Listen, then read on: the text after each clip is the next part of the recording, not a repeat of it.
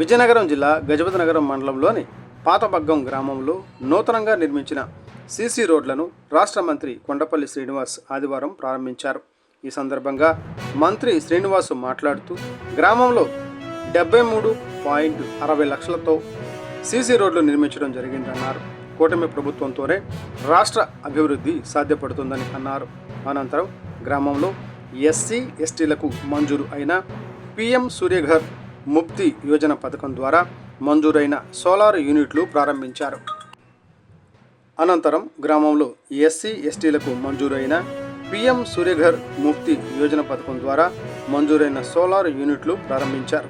ఈ కార్యక్రమంలో టీడీపీ మండల పార్టీ అధ్యక్షురాలు గంట్యాడ శ్రీదేవి, గ్రామ మాజీ సర్పంచ్ లెంక చిన్నం నాయుడు, గ్రామ పెద్దలు పాల్గొన్నారు. Today TV staff reporter yes Shankar, Vizianagaram జిల్లా.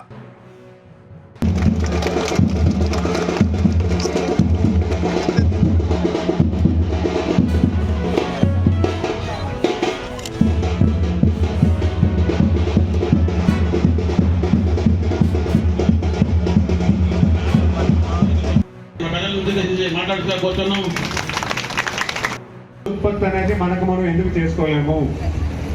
విద్యుత్ ఉత్పత్తి చాలా మంది గతంలో చూసారు. ఎలక్ట్రికల్ బిల్లు నాకు బాగా ఎక్కువగా వస్తుంది, చాలా ఎక్కువ బిల్లు కడుతున్నాము, మేము వాడినంత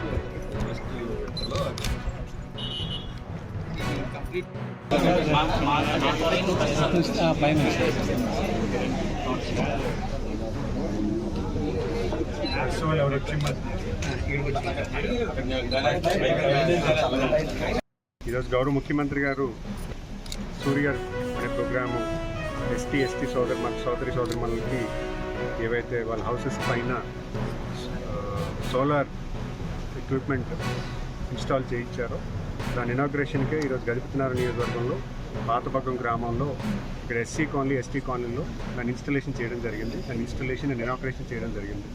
ప్రధానంగా గౌరవ ముఖ్యమంత్రి గారు ఎస్టీ సోదరి మనకి 200 యూనిట్ల వరకు కరెంటు ఫ్రీగా ఇవ్వడం అనేది జరుగుతూ ఉంది గత కొన్ని సంవత్సరాలుగా.